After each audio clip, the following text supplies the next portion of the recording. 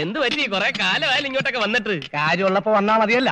എന്താ ഇപ്പൊ കാര്യം? പല സ്ത്രീകൾക്കും അല്ലെങ്കിൽ ഈ മേഖലയിൽ നിൽക്കുന്ന പല സ്ത്രീകൾക്കും ഞാൻ കിടന്നു കൊടുത്തിട്ടില്ല, ഞാൻ അഡ്ജസ്റ്റ്മെന്റ് തയ്യാറായിട്ടില്ല, എന്റെ വാതിലിൽ വന്ന് ആരും മുട്ടിയിട്ടില്ല. ആവശ്യമില്ലാത്ത ചോദ്യങ്ങൾ ചോദിക്കരുത്.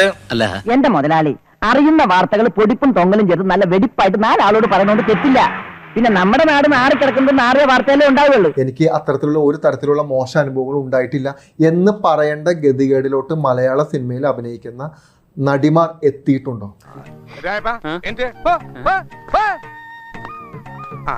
പറഞ്ഞോളൂ. ആദ്യൊരു മടിയുണ്ടാവും, പിന്നെ അത് ശീലമായിക്കുള്ളൂ. പറഞ്ഞോളൂ. മലയാള സിനിമയിൽ എത്ര നടിമാർ ആ അവസ്ഥയിലേക്ക് എത്തിയിട്ടുണ്ടെന്ന് എനിക്കറിയില്ല. പക്ഷെ പേഴ്സണലി എനിക്കിപ്പം അങ്ങനത്തെ ഒരു അവസ്ഥയാണ്. ഇവിടെ എന്നെ പോലെ ആത്മാർത്ഥതയുള്ള ഒരു കലാകാരന് മാനം മര്യാദയ്ക്ക് ജീവിക്കാനൊക്കത്തില്ലെന്ന് ഇന്ന് എനിക്ക് മനസ്സിലായി.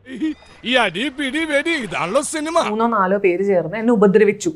ഞാൻ അങ്ങനെ ഒരു സ്പേസിൽ വരുമ്പോൾ എനിക്ക് പ്രതികരിക്കാൻ പറ്റുന്നില്ല. അവർക്ക് അതൊക്കെ ഒരു തമാശയാ. എന്റെ കൈ കിട്ടില്ല.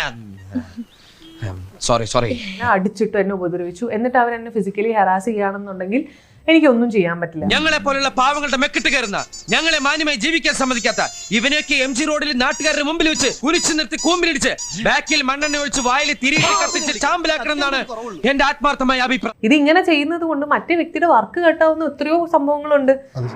ഈ നാട് നന്നാവില്ല, ഒരു കാലത്ത് നന്നാവില്ല. എൻ്റെ അടുത്ത് വന്നിട്ട് ഒരാൾ പറയാ നീ അഡ്ജസ്റ്റ്മെന്റ് തയ്യാറായാൽ നിനക്ക് ഈ ഓഫർ തരാന്ന് പറയുന്നത് അതൊരിക്കലും എന്റെ കഴിവല്ല. സത്യത്തിൽ ആ ചേച്ചിക്ക് എന്താ പറ്റിയത്? ആ ചേച്ചി പണ്ടൊന്നും മദിരാശി പോയതാണ്. എന്തിന്?